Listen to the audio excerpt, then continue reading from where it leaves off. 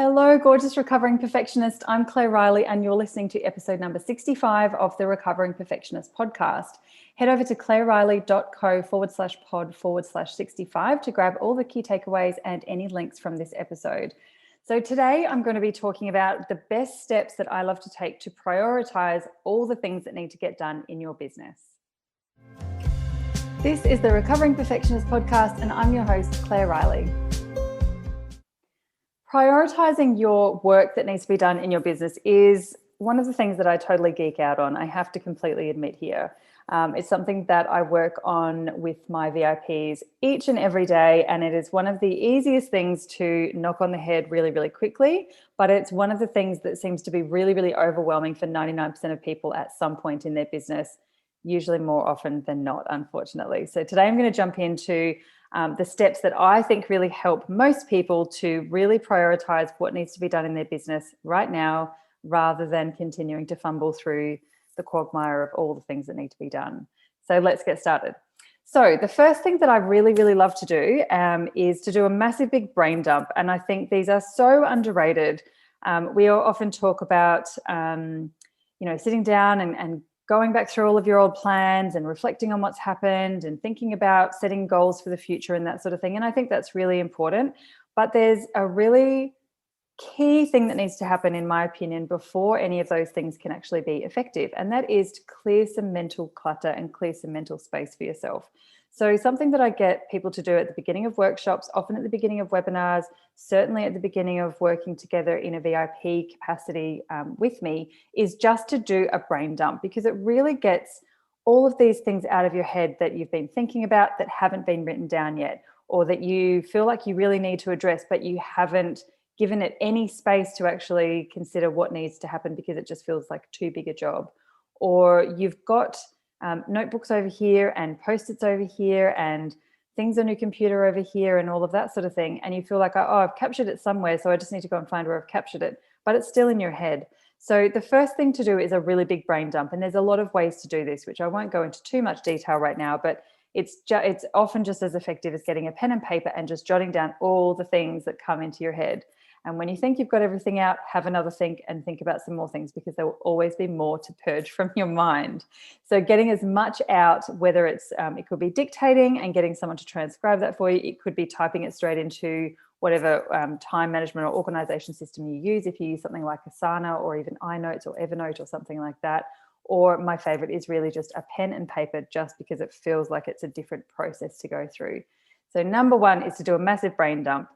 Once you finish the brain dump, it's really important for you to stand up and walk away and go and do something completely mentally different just for a little while, and then come back and you can start to sort of filter through all of that stuff. When I get people to do this in whatever sort of capacity, I'm always surprised at how different they physically look after they've done a brain dump. If you've effectively gotten everything out of your mind and you feel like you've captured 99% of the stuff that you need to capture, but you also have a system and a place when those last little fleeting things kind of come into your head to put them, there is this overwhelming change in your physical thing. Your shoulders are usually lower, your eyes are brighter, everything feels a bit lighter, and there is space, right? So I'm a really, really big fan of brain dumping. You can do this with someone, you can do this by yourself, you can do it every day, you can do it once a month. It's just one of those super easy, wonderful tools. So I highly recommend. The second thing that I like to do, once you've got that brain dump out and you can see what you have created, is to then start putting them into boxes. So I have a couple of different boxes. There's one that's called Right Effing Now, let's call it Flipping Now, Right Flipping Now, things that are urgent, things that are past their due date, things that desperately need to be done. And often these are also income generating things that where I'm leaving money on the table, and they're often the first ones that go because we feel guilty. We haven't done all the admin and the other follow-on stuff. So we'll just wait until all of this stuff's over here done until we go and do the stuff that's actually going to keep food on our tables, right? So we categorize the first thing is right now. What are the things that really urgently, desperately need to be done? We're not even going to worry about how they're going to get done or who's going to do them or what the process is. We just know like these are things that are really, really urgent. The next is 2 boxes. One is like in the next little while, like the next week or two, if that feels sort of doable for you. I don't like to be too prescriptive with this because some people work 2 hours a week in their business, some people work 40 hours a week in their business.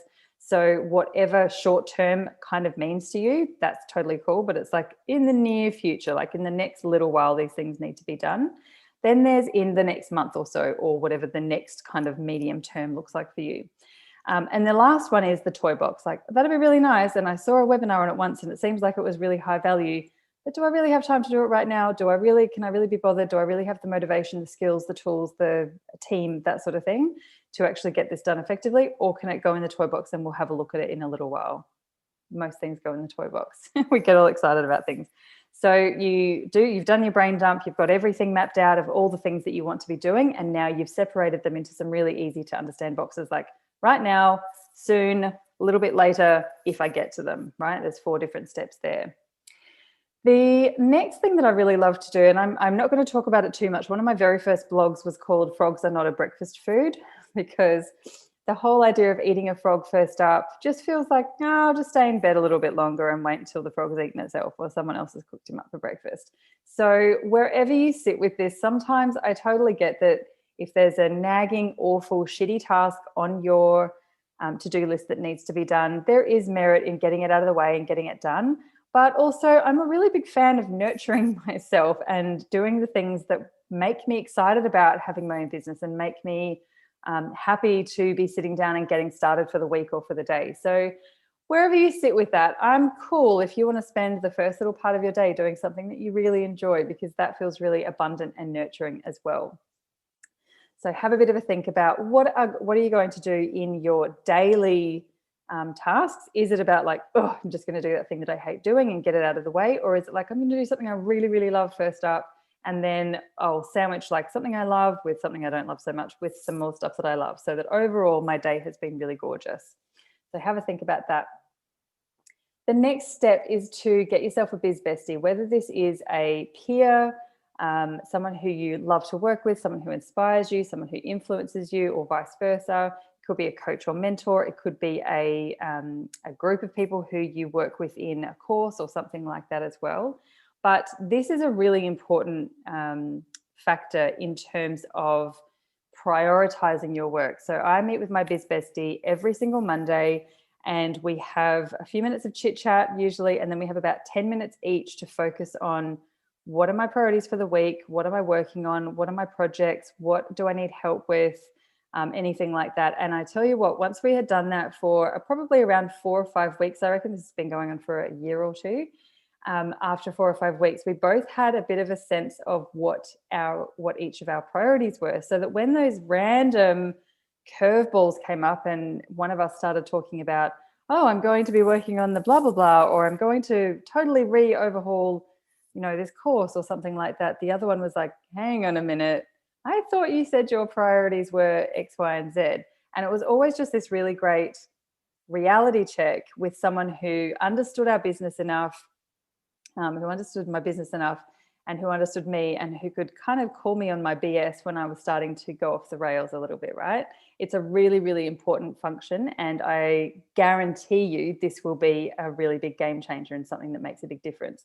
If you don't have someone who you would call your biz bestie, that's totally cool. You probably have people who are roughly at a similar kind of level on their business journey, whether they've started something up and you're both in the kind of new phases of business, or you're both a bit more established and you've been doing it for a while. But someone who's kind of on a level who you can also give value to in that way of the accountability and the bouncing ideas off and that sort of thing is an absolute game changer when it comes to prioritizing, but also to sticking to what you said was your priorities and not getting shiny object syndrome to left, right, and center like I always do.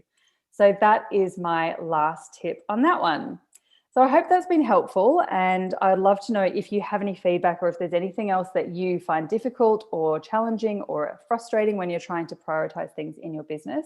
Otherwise, until next time, I will see you on the next episode. Bye, everyone.